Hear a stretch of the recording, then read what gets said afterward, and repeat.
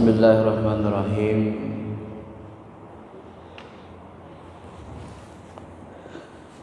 Assalamualaikum warahmatullahi wabarakatuh.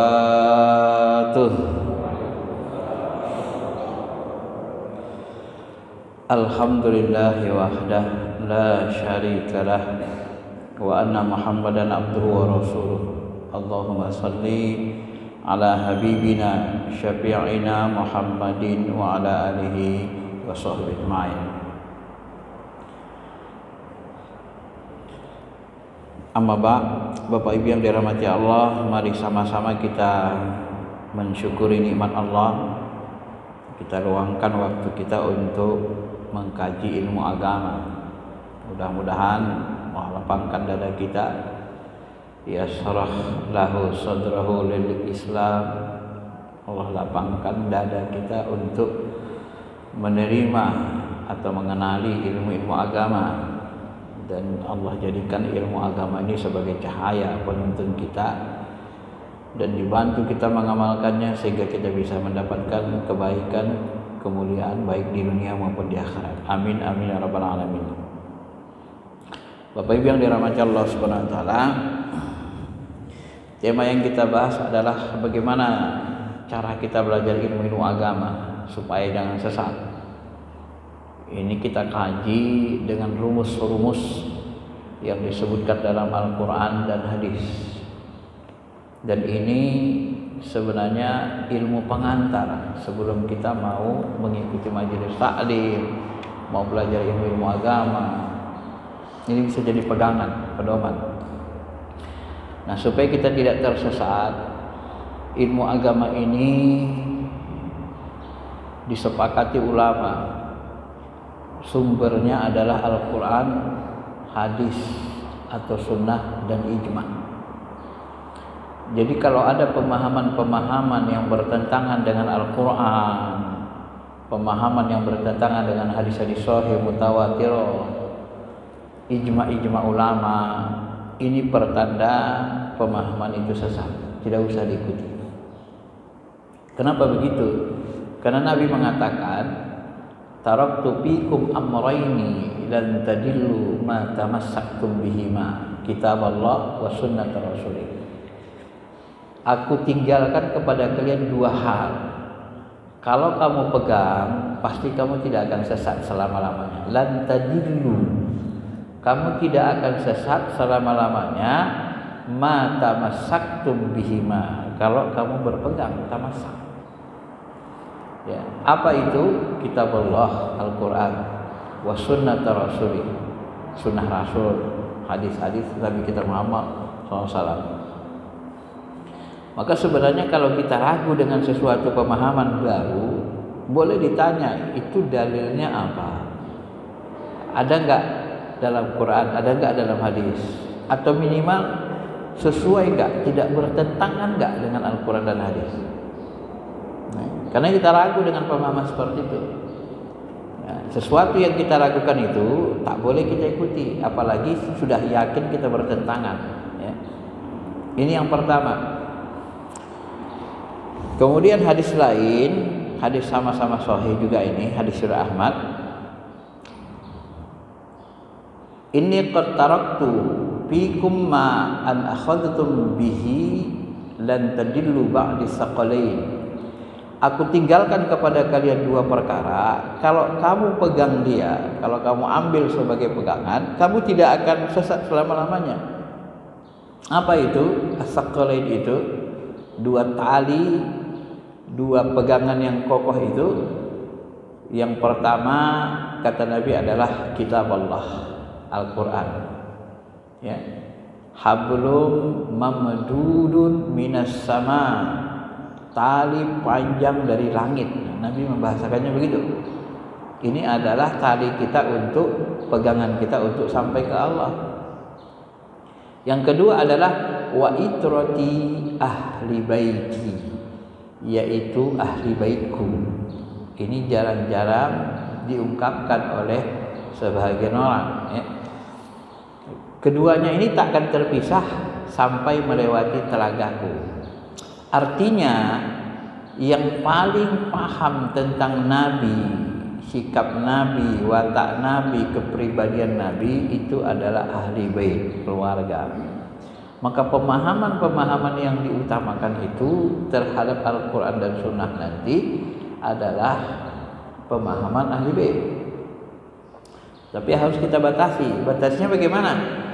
Jangan pemahaman dari ahli bait yang dimanipulasi. Ini yang disebut dengan Syiah.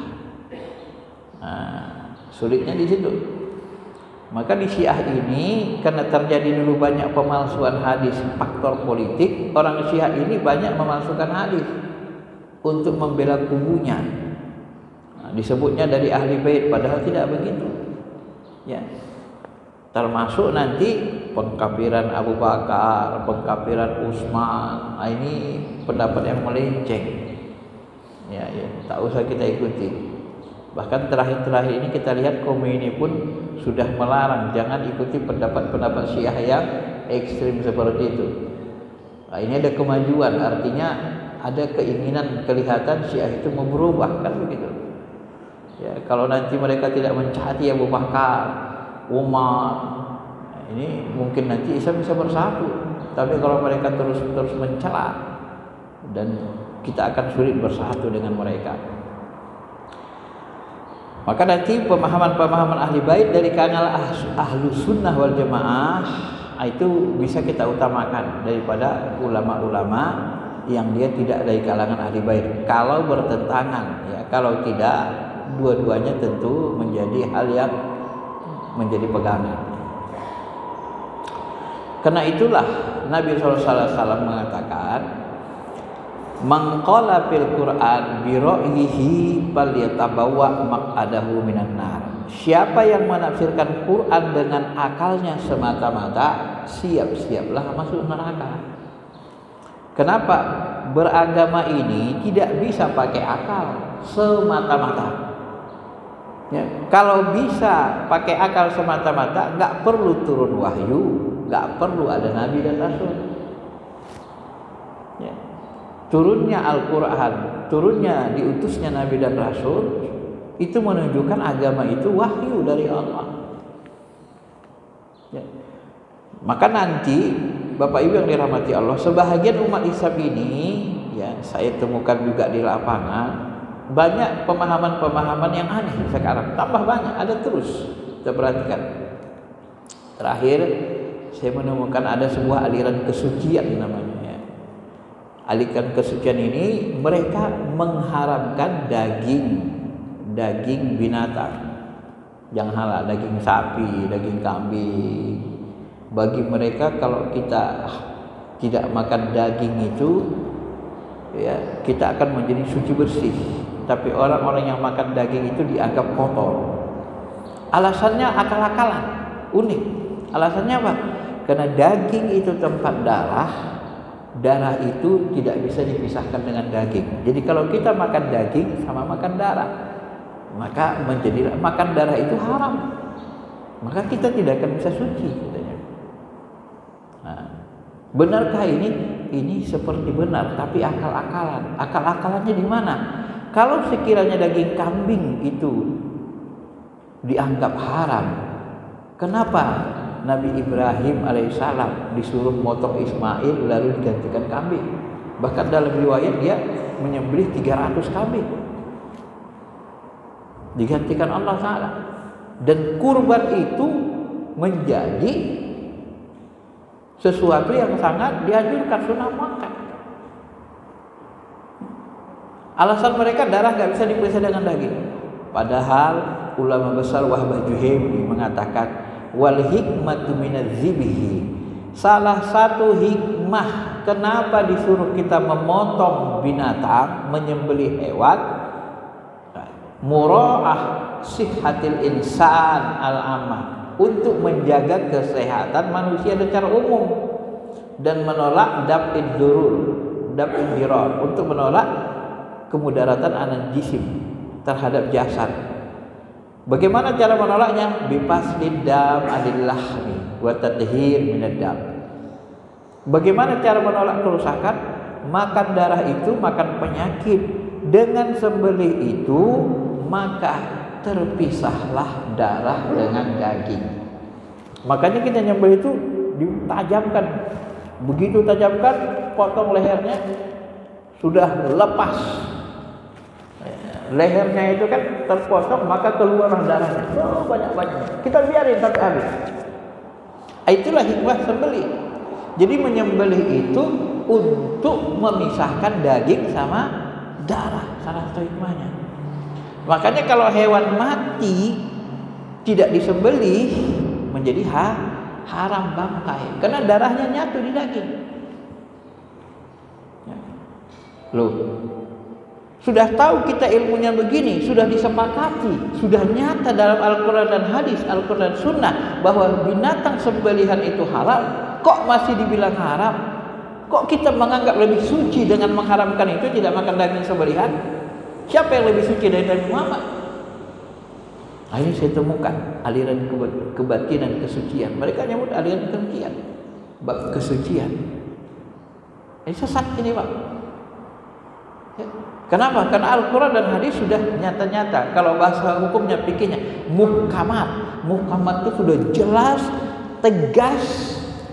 Ya, tidak ada tarik aling-aling. Jelas, tegas tunjukannya. Maka tidak bisa dibantah. Ketika ada orang yang mengharamkan yang dihalalkan Allah, bahkan kalau kita lanjutkan, ini bisa masuk ke wilayah kekafiran. Kenapa? Mengingkari yang sudah dihalalkan Allah Ta'ala. Dekat sekali dengan kekafiran, Pak. Ini contohnya, ya. Contoh lain, ada yang mengatakan haji itu kita ke Mekah itu untuk bertemu Allah. Ini juga bahaya. Siapa yang mengatakan kalau kita berangkat haji ketemu Allah? Ini kan pemahaman sesat, akal-akalan. Tidak ada dalilnya. Memang Ka'bah itu Baitullah, rumah Allah. Tetapi Ka'bah itu bukan tempat tinggal Allah. Benar masjid di sini, seluruh masjid di bumi ini juga Baitullah, rumah Allah. Kalau kita manusia, rumah tentu tempat tinggal. Kalau bagi Allah tidak tempat tinggal, hanya untuk memuliakan.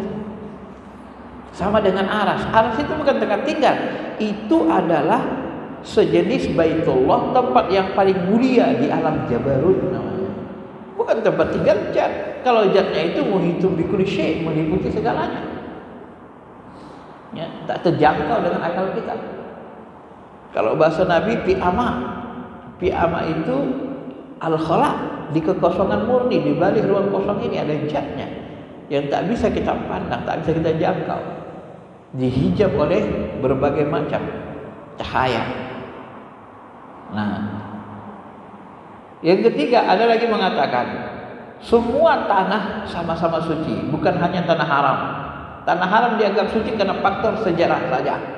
Ini ungkapan orang-orang ahli kebatinan, ya, orang-orang meditasi. Semua dianggapnya tanah suci dan Mekah itu disebabkan sejarah saja. Loh, kok sejarah menyebabkan Mekah jadi tanah suci? Mana ada hubungan sejarah dengan tanah suci? Apa hubungannya? Ya. Yang menyebabkan tanah sucinya Masjidil Haram itu karena Allah dan Rasulnya mengatakan begitu. Baik ada sejarah orang di sana atau tidak, kalau kita mau jujur, di luar tanah haram itu pun banyak sejarah. Palestina itu bersejarah, tetapi tidak bisa lebih suci dari Masjidil Haram. Bersejarah kan? Di situ Nabi berimam dengan para nabi dan rasul. Nabi di Masjid Aqsa ketika Isra menjadi imam sholat jemaah dengan 25 nabi. Nah, itu kan sejarah hebat, para nabi itu kumpul. Ya. Nah, ini pemahaman-pemahaman yang namanya akal-akalan. Tidak ada dalilnya, tidak ada dari Quran Sunnah, dari Al-Quran hadis. Ya. Apalagi pemahaman yang mengatakan begini, manusia ini sebenarnya nggak bisa suci. Kalau kita sholat kita harus suci, benar? Kalau nggak suci kan sholatnya batal. Lalu muncul pemahaman manusia ini nggak bisa suci. Kenapa? Karena dalam badan kita ini isinya kotoran semua. Ada tai, ada air seni, ada darah, ada nanah dan kotoran lainnya. Macam mana kita mau suci? Nah, Karena kita nggak bisa suci, maka kita nggak usah sholat katanya. Kenapa? Ya, di perut kita kotoran, di mata kita kotoran, di tulang belulang kita ada nanah. Nah, ini namanya akal-akalan, Pak. Akhirnya nggak sholat dia karena merasa nggak bisa suci. Benar nggak ini? Inilah pemahaman yang tersesat. Namanya akal-akalan. Tidak dituntun akalnya oleh wahyu. Penetap hukum boleh tidak itu wahyu, tapi dia tidak punya ukuran. Wahyu itu bisa dipahaminya sekehendaknya dengan akal-akalnya semata-mata. Itulah yang menyebabkan masuk neraka. Kenapa tidak masuk neraka? Ya sesat, mengharamkan yang halal, menghalalkan yang haram jadinya. Maka bahasa Nabi, mangqarabil Quran bi ra'yihi.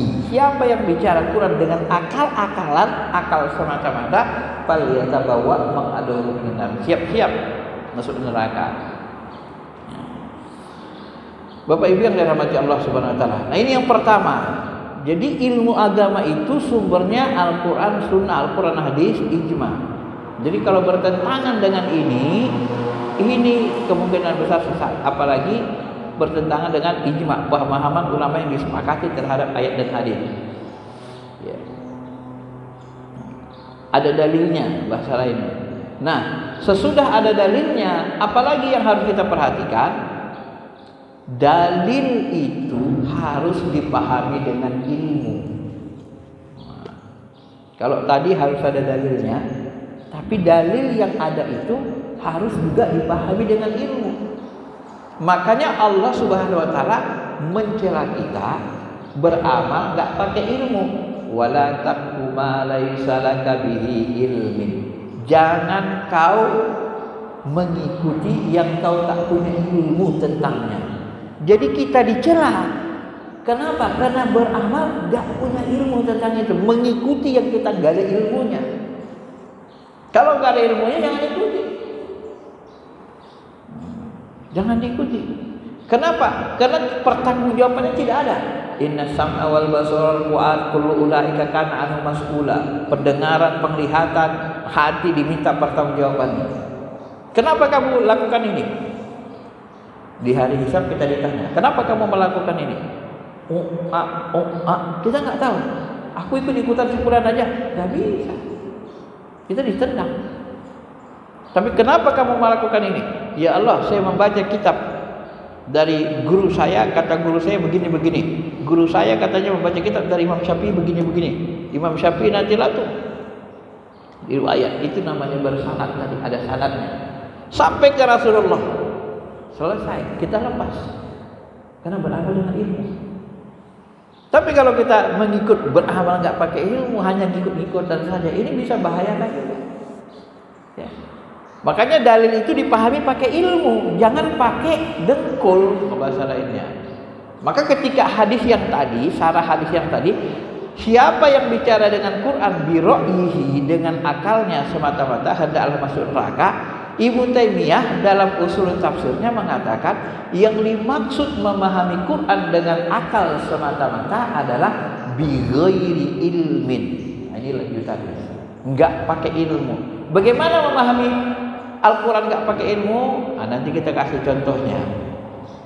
Maka Imam Ali pernah ada sahabat duduk seperti ini ngajar gini. Tiba-tiba Imam Ali lewat. Sahabat, antum sudah paham gak ilmu nasikh wa mansukh? Belum ya Ali. Dol model. Nanti kau akan sesat dan menyesatkan umat ini. Kenapa? Karena dia mengajarkan Quran, tapi dia tidak ngerti ilmu Quran, ilmu nasikh mansukh, nggak ngerti dia. Nanti kau akan sesat dan menyesatkan orang ramai.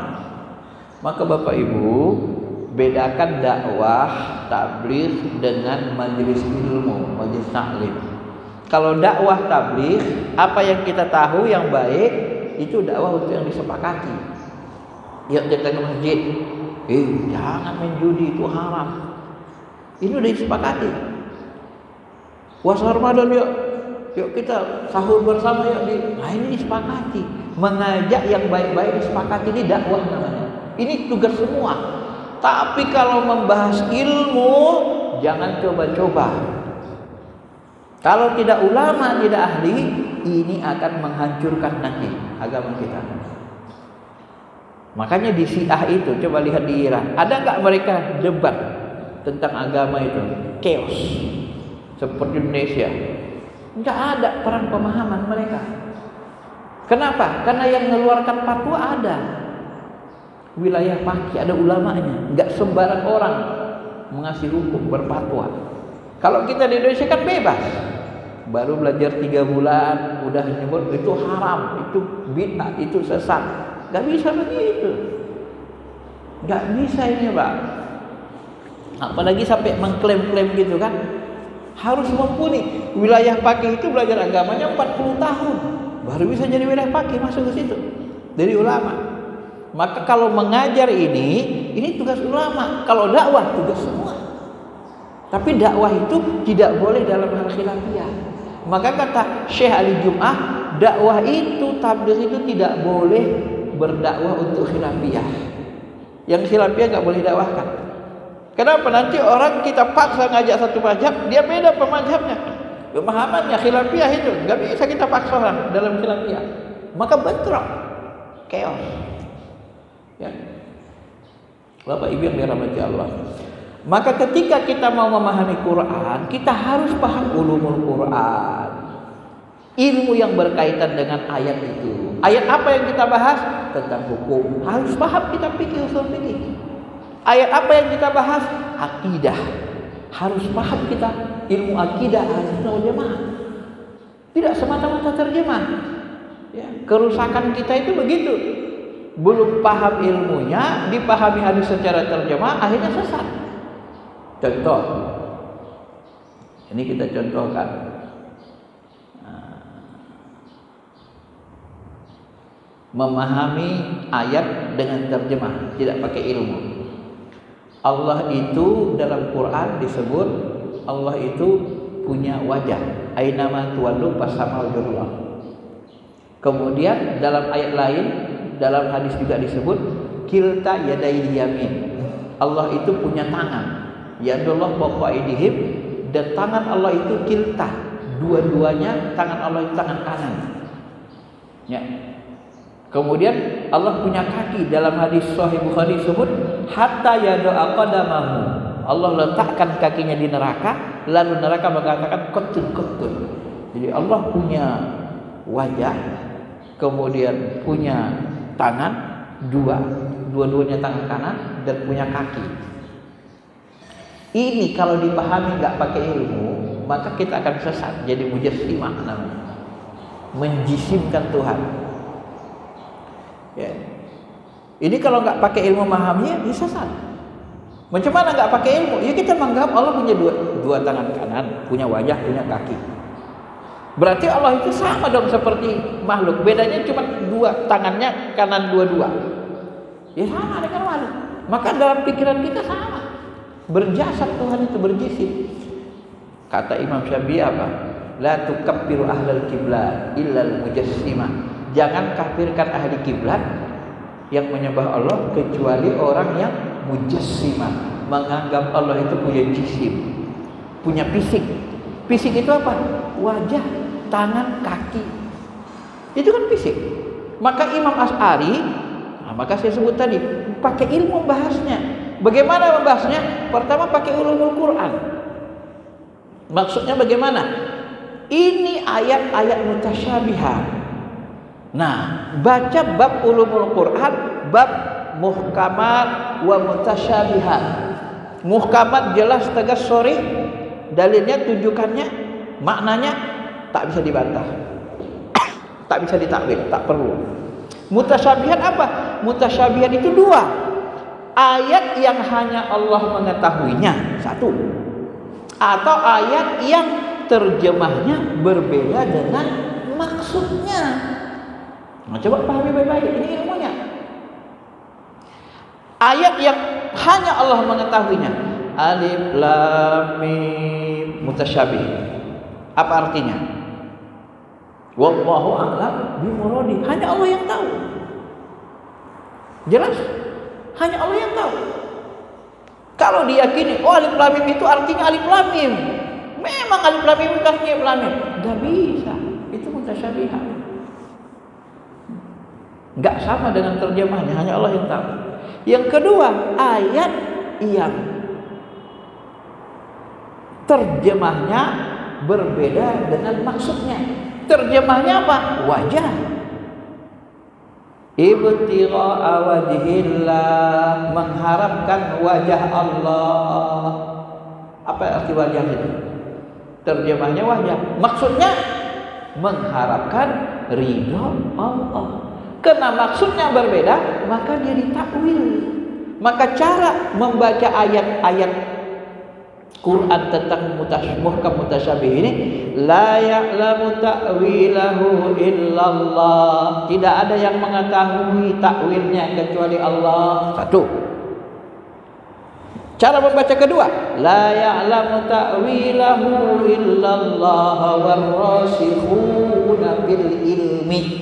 Tidak ada yang tahu makna takwilnya kecuali Allah dan ulama-ulama yang dalam ilmunya. Jadi dua cara membaca ini, Bang. Nah, maka satu, serahkan maknanya kepada Allah. Ini namanya tawakkul. Tauqifi dalam bahasa lain. Tawakkul. Udah berhenti.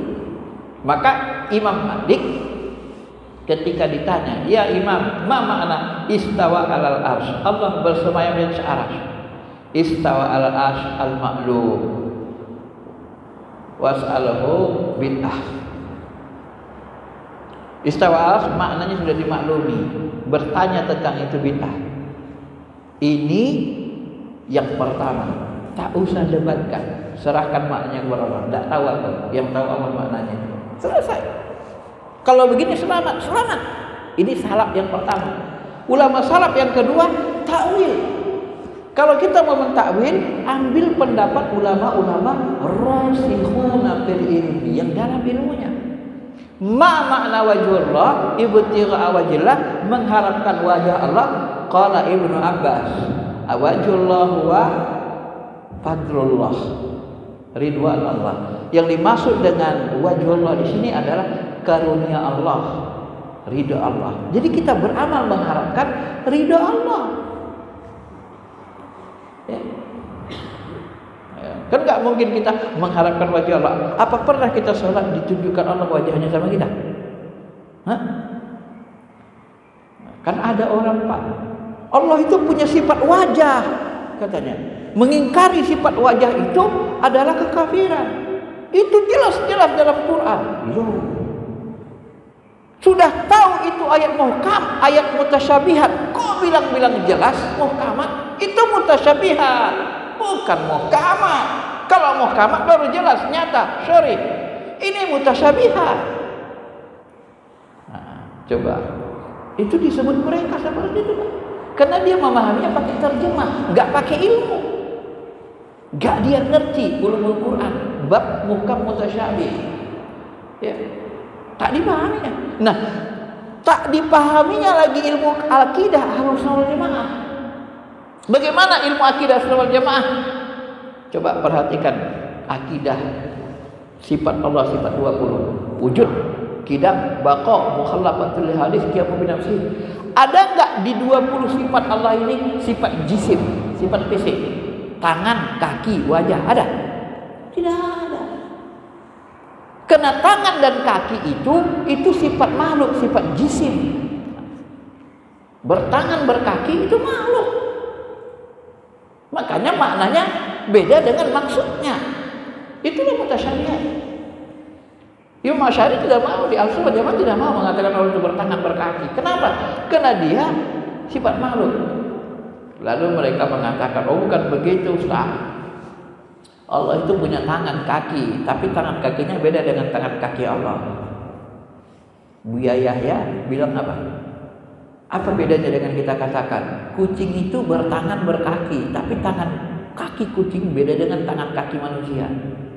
Sama nggak? Sama. Tangan kaki itu konotasinya jisim, jasad. Maka kalau kita meyakini Allah punya jisim, jasad, itu sudah masuk ke wilayah mujassimah. Hati-hati. Mujassimah itu ulama-ulama besar mengatakan kafir, termasuk Imam Syafi'i. Paham ini Pak? Maka sifat wujud, kidam, bako, mukhalafatu itu semuanya namanya sifat ma'ani, sifat salbiyah, sifat jad. Wujud ada, tapi nggak tahu kita bagaimana bentuknya, nggak ada bentuknya, tak terjangkau, ada saja. Ya, wujud ada. Kalau nggak ada Allah, nggak ada semesta, nggak ada alam. Tapi bentuknya bukan surah, tidak berbentuk, bukan ada harus berbentuk. Rasa manis ada nggak? Ada. Bentuknya cuman rasa manis bentuknya bagaimana? Nggak ada bentuk rasa manis. Ma'ani, maknanya manis. Maka sifat Allah itu ma'ani dan maknawi, bukan jisim. Kalau jisim fisik itu sifat makhluk. Nah, ini ilmu akidahnya. Jadi memahami ayat tadi dengan ilmu apa? Ulumul Quran, muhkam mutasyabih. Kemudian dengan ilmu akidah. Kenapa ayat dan hadis itu dia berbicara tentang ayat-ayat mutasyabihat, bukan ayat muhkamat. Maka pahamilah dengan ilmu supaya tidak sesat. Pahami ini Pak? Ya, pahami dengan ilmu. Jangan memahami ayat dan hadis mentah-mentah dengan terjemah. Banyak ayat dan hadis itu dipahami terjemah, kita sesat. Contoh lain,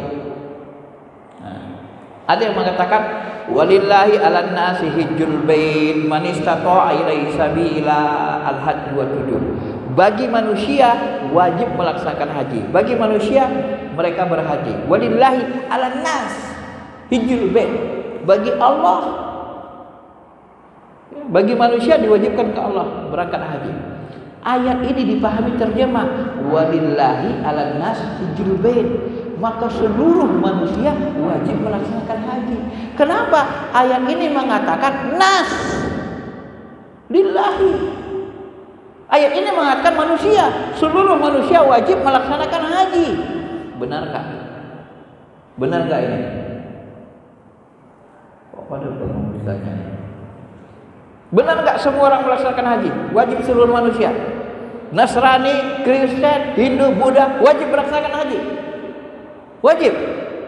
Tak wajib. Siapa bilang wajib?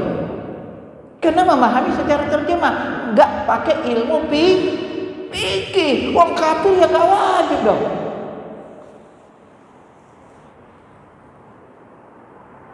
Pahami ini maksudnya? Maka kalau dipahami ayat dan hadis itu dengan terjemahnya, itu banyak yang menyesatkan juga.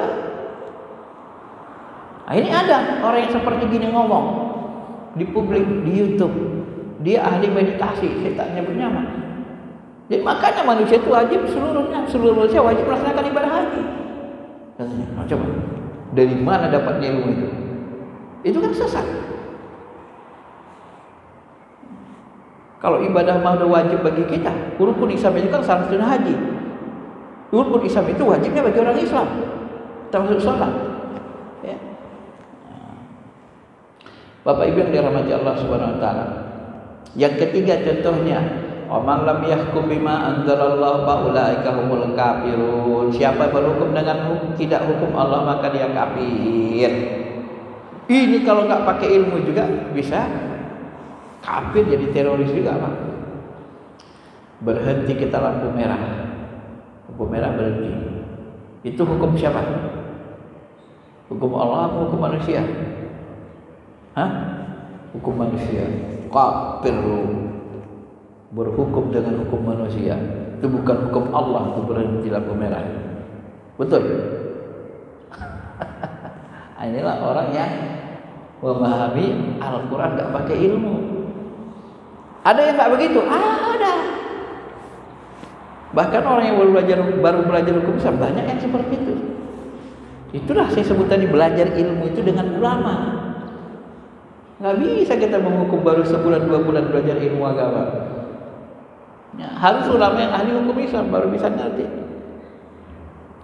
Apa yang dimaksud dengan bima anzalallah? Siapa yang berhukum dengan yang tidak diturunkan Allah? Yang diturunkan Allah apa? Al-Quran, hadis Rasulullah, kemudian akal. Itu makanya ada ijtihad. Lampu merah bagus gak? adanya lampu merah, lampu hijau. Bagus nggak? Secara akal bagus. Kita dikasih ilmu Allah nggak? Diturunkan Allah nggak ke akal kita bahwa itu bagus? Coba paham. Diturunkan Allah nggak ilmu ke akal kita bahwa berhenti di lampu merah bagus, jalan di lampu hijau benar? Ada nggak pengetahuan di akal kita seperti itu? Ada. Kita memahami karena lampu merah itu untuk mengatur lalu lintas. Kalau tidak ada lampu merah, gas truck, semua mau lewat. Nggak ada lampu merah, nggak ada yang ngatur. Nah, ketika gas truck macet nggak bisa lewat, semua orang susah. Nyusahin orang ramai apa hukumnya? Hidup tidak teratur begitu apa hukumnya? Ya berdosa kan? Nah, itulah tadi. Maka kata Ali Asy-Syaikh, yang diturunkan Allah itu bukan hanya Al-Quran hadis, tapi pemahaman akal yang dipahami orang ramai ma'ruf. Secara umum dipahami orang ramai, secara adat bagus. Ya. Nggak perlu kita harus ada ayatnya, harus ada hadisnya baru kita paham itu bagus. 1 tambah 2 sama dengan 3. Ada nggak dalilnya dalam Quran? Nggak ada. Dalam hadis nggak ada. Itu ilmu umum, sumbernya bukan wahyu. Itu tadi muamalah. Muamalah itu tidak semuanya harus pakai wahyu, pakai akal bisa. Yang paling ketat di wahyu itu ibadah mahdoh. Nah, itulah muamalah. Itulah ijtihad namanya. Ini pahaminya, ya. Pakai ilmu bahasa. Contoh lain, walillahil masyriq wal maghrib aina tuwallu fasamma wajhullah. Bagi Allah lah timur dan barat, kemanapun kau hadapkan wajahmu, di situ ada wajah Allah. Dibacanya ayat ini berarti salah ulama fikih itu. Kemana kita hadapkan wajah kita, di situ ada wajah Allah. Ngapain pula kita wajib menghadap kiblat? Wong kita ke barat, ke timur juga ada Allah kok. Jadi dia sholat menghadap ke timur, tidak ke kiblat. Katanya ayat ini mengatakan tidak wajib menghadap kiblat. Benar secara bahasa, secara terjemah. Tapi benar nggak ilmunya? Nggak benar. Kenapa? Dia nggak ngerti ilmu asbabun nuzul, ulumul Quran. Ini asbabun nuzulnya ayat ini turun waktu Nabi dan sahabat di padang pasir, ketutup gelap, tutup awan, nggak tahu arah kiblat kemana. Ada yang sholat ke timur, ada yang sholat ke barat. Ya bingung, berijtihad masing-masing. Maka turun ayat. Jadi ini dalam posisi tidak tahu, boleh kita menghadap kemana. Maka Nabi kalau di atas unta lagi perjalanan, nggak tahu arah kiblat, ya boleh sholat di atas unta, menghadap unta aja kemana unta ngadap begitu. Begitu. Bapak sholat di atas pesawat, ya ngadap terus. Nggak usah ngadap kiblat, nggak tahu kita mana kiblat, langsung aja. Tapi kalau masjid kita ini udah tahu kita arah kiblat, imamnya ngadap kiblat, baris belakang ngadap ke sana sholatnya. Ini namanya sesat. Kenapa? Memahami ayat pakai terjemah, nggak pakai ilmu. Banyak yang seperti ini, Pak. Ya, salah-salah memahami ayat. Salah-salah memahami hadis, enggak pakai ilmu. Mambaddala dinahu faqtuluh, hadis sahih Bukhari. Barang siapa murtad, bunuh. Ini ada pernah saya dialog di Facebook gitu kan. Artis murtad itu harus dibunuh katanya. Ngeri juga kita kan. Sementara hukum pemerintah kita enggak boleh dibunuh. Karena apa? Karena bebas beragama, ada kebebasan beragama, hukum internasional. Kalau kita bunuh orang murtad, bisa perang, bisa kacau. Nah dia bilang bunuh. Lalu saya bilang, orang tua kamu pernah nggak meninggalkan sholat? Kata Nabi, man taraka sholata muta'ammidan faqad kafara jiharan. Barang siapa meninggalkan sholat, dia kafir nyata. Orang tuamu pernah nggak ninggalin sholat? Saya bilang. Kalau pernah, kenapa nggak kamu bunuh? Saya bilang. Bingung dia, Pak. Kan kafir. Nah, ini orang-orang yang memahami terjemah. Bahaya kan? Bisa bunuh-bunuhan orang, Pak. Kalau udah membunuh gitu ya kafir semua. Apa gak hancur kita, Pak? Hancur kan? Habis masalah, bisa perang kita. mudaratnya lebih besar. Maka serahkan kepada takjir, kepada pemerintah. Nah, kalau Imam Yusuf Qaradawi mengatakan sekarang tidak bisa kita realisasikan ini. Kenapa? Karena sebenarnya ilatnya ini, kata Nabi, masa Rasulullah hidup itu masa perang. Semua orang murtad itu dia akan lari ke kubu kafir Quraisy atau ke kubur Yahudi Nasrani. Dia akan bocorkan kelemahan Madinah. Dia akan kasih tahu rahasia orang Islam. Dan dia menjadi pengkhianat perang, pengkhianat namanya. Maka disetarakan orang murtad dulu dengan pengkhianat perang. Pengkhianat perang itu kemudian dibunuh, membahayakan negara. Kalau sekarang kita udah kebanyakan orang Islam kan? Kualitasnya aja yang kurang. Udah kebanyakan. Ada yang murtad artis. Ketika murtad asli membahayakan enggak bagi kita umat Islam? Enggak ada membahayakan. Seperti zaman Nabi. Dibongkarnya rahasia negara enggak ada kan konteksnya lagi kan. Maka Yusuf Qaradawi mengijtihadkan, memahami ilatnya itu dibunuh karena dia membahayakan negara, membongkar rahasia. Itu masa perang. Makanya hukum bunuh. Mambadalidahu faktuluh. Siapa turun dan bunuh? Ini dipahami oleh ulama fikih dengan ilmu namanya ya. Ma'asyiral muslimin, Bapak Ibu yang dirahmati Allah, maka Al-Quran hadis harus dipahami dengan ilmu, tidak boleh dengan akal-akalan. Ini lanjutannya ya. Kita wajib ada dalilnya kalau ilmu agama. Tapi kalau dalil itu sudah ada, jangan dipahami juga dengan tekstual, belum tentu benar. Pahami dengan ilmu. Termasuk sebahagian orang memahami Al-Quran ini pakai akal-akalan untuk justifikasi dia benar. Bapak Ibu ingat gak Ahmad Musodik? Nabi palsu. Jadi teman saya dulu ternyata pernah ada menjadi pengikutnya. Nah, tapi dia sudah murtad dari Ahmad Musodik. Dia cerita ke saya.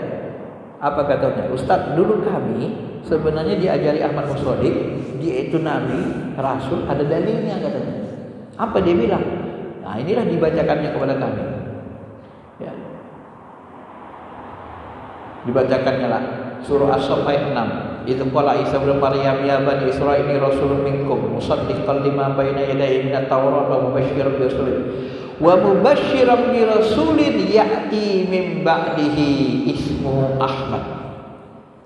Jadi Nabi Isa itu memberi kabar berita gembira bahwa datang nanti Nabi sesudahnya namanya Ahmad. Min ba'dihi ismuhu Ahmad. Lalu kata Ahmad Musodik apa? Inilah dia Ahmadnya. Apa tugas Ahmad ini? Musaddiqan lima baina yadayhi. Dibacakan Al-Baqarah 97. Membenarkan kitab-kitab sebelumnya. Ini dia orangnya, Ahmad Musodik. Ini nama saya itu ada dalam Quran katanya. Ini Ahmad, ini Musodiknya. Makanya dia benarkan Taurat benar, Injil benar, semua dibenarkan ya Pak. Agama itu semua benar sama dia. Itu Ahmad Musodik. Kalau secara terjemah benar gak? Benar, tapi manipulatif kan? Ya akal benar. Inilah namanya akal-akalan, tak berilmu. Di mana salahnya? Salahnya tanpa ilmu. Dalam ilmu akidah sudah disepakati ulama. Apa yang disepakati ulama? Ulama sepakat Nabi Muhammad itu khataman nabi, nabi penutup. Enggak ada nabi sesudah. La nabiyya ba'di. Enggak ada nabi sesudah Nabi. Jadi kalau ada orang ngaku ada nabi sesudah Nabi Muhammad, itu dipastikan sesat. Dari mana kita tahu? Dari ilmu akidah. Sudah sepakati. Ada ayatnya juga ada. Ya. Khataman nabiyyin. Ayat yang mengatakan Nabi itu khataman nabiyyin, penutup nabi. Maka Muhammadin aba ahadi mirajilkum walakinna Rasulullah wa khataman nabiyyin. Nah itu ayatnya. Tetapi Rasul itu adalah Rasul Allah dan penutup para nabi. Baik. Itu cara kaidah yang kedua ya, memahami ayat dengan ilmu. Yang ketiga boleh memahami ayat dan hadis pakai bantuan ilmu umum. Jika ayat dan hadis bercerita tentang ilmu umum, misalnya ayat dan hadis cerita kedokteran, boleh bantu pakai ilmu kedokteran. Ini tambahan saja untuk menguatkan dia, mendetailkan. Karena dia ilmu umum. Kemudian yang ketiga atau yang keempat mengatakan Memahami ayat dan hadis dengan pendapat ilmu pemahaman ulama ahli, ulama-ulama yang ulama-ulama besar yang ahli di bidangnya masing-masing. Ini rinciannya. Kenapa saya katakan harus dengan pemahaman ulama yang ahli di bidangnya? Nanti Bapak Ibu, ada orang nggak belajar tasawuf, dia taunya hadis saja, ilmu hadis. Tasawuf itu sesat, tidak dari Islam, tak ada dalam sunnah, tak ada dalam Nabi. Apa itu syariat, tarekat, hakikat, ma'rifat? Sesat itu. Mana ada Nabi kayak gitu? Kalau begini cara mikirnya, apa itu idkhal bil khunnah, ikhfa, syafawi? Mana ada masa Nabi itu? Cara baca Quran seperti itu kan begitu jadinya kan? Kan begitu jadinya Pak. Itu pemahaman kan untuk memudahkan dalam spiritual. Level-level pencapaian, tangga-tangga namanya. Itu kan ilmu ikhfa, gunnah, apa namanya, idgham bil gunnah dengan bila gunnah, kemudian ijhar, itu kan ilmu untuk memudahkan cara baca Quran, tajwid namanya. Walaupun zaman Nabi nggak ada, tapi itu memudahkan kita untuk memahami Quran, bukan perusak. Jadi jangan asal tak ada zaman Nabi haram saja, tak begitu juga. Ya makanya disebut pahami ayat Quran dan hadis itu dengan pemahaman ulama-ulama besar yang ahli di bidangnya. Dia ke ahli tasawuf, diharamkan, disesatkan orang tasawuf. Belajar tasawuf pun dia enggak, ngerti juga enggak. Bagaimana mau diharamkannya, disesatkannya? Kan aneh Pak. Itu kan sama dengan orang ahli mobil otomotif. Dia sesatkan. Itu bengkel sepeda itu sesat semua, itu salah semua itu katanya. Loh, dia nggak pernah belajar bengkel sepeda, nggak ngerti sepeda, disalahinya semua. Ini perumpamaannya. Itu juga mirip dengan dokter gigi. Disalahkannya siapa? Dokter jantung. Itu dokter jantung itu salah cara ngobatinnya itu katanya. Tapi dokter gigi dia, Bapak percaya nggak? Susah kita percaya Pak, dia bukan ahlinya gitu. Nah, ini dari mana kita tahu begini cara memahami agama? Dari Nabi. Idza usidul amri ila ghairi ahli fantajiri sa'ah. Apabila sesuatu diserahkan kepada bukan ahlinya, bukan ulama yang ahli di bidang itu, tunggu saat hancur. Dia ahli di bidang itu. Makanya ulama-ulama spiritual yang tak ahli fikih, kadang-kadang mereka salah dalam fikih, bisa sesat, hati-hati juga. Begitu juga ulama fikih, nggak ngerti dia spiritual, disesatkannya juga ulama spiritual, padahal dia nggak ngerti.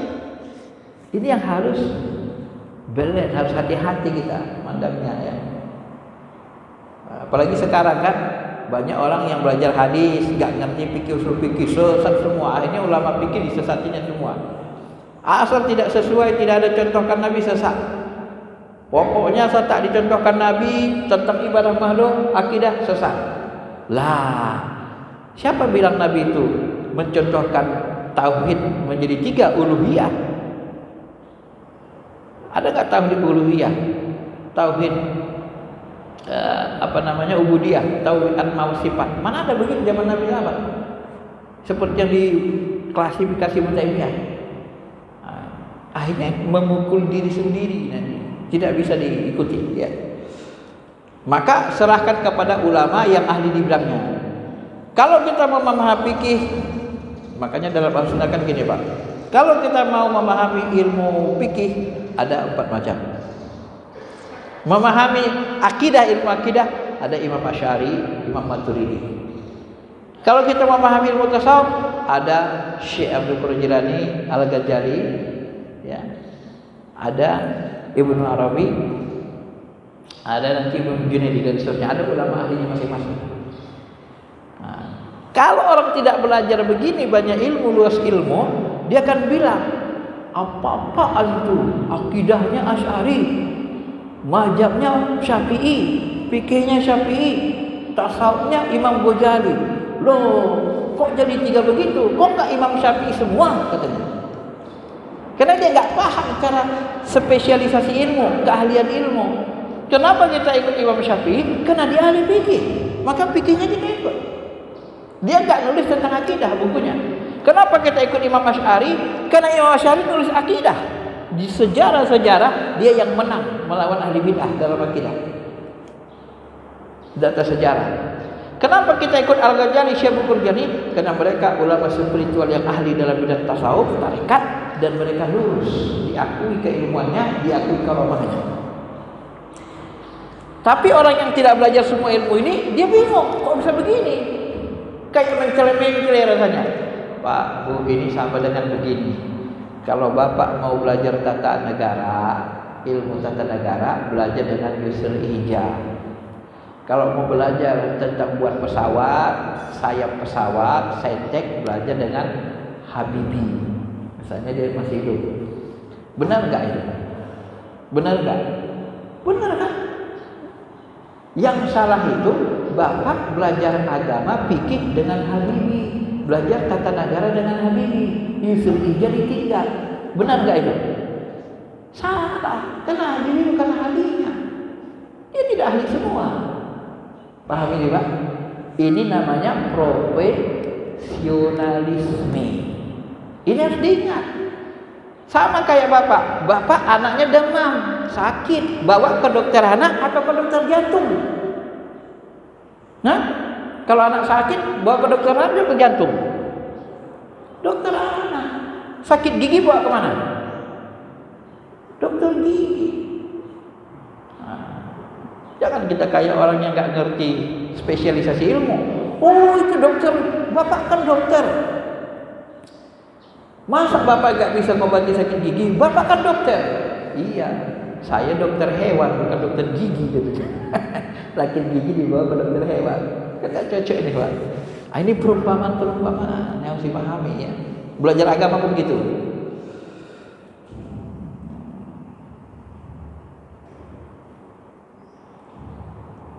Yang terakhir, ini yang terakhir.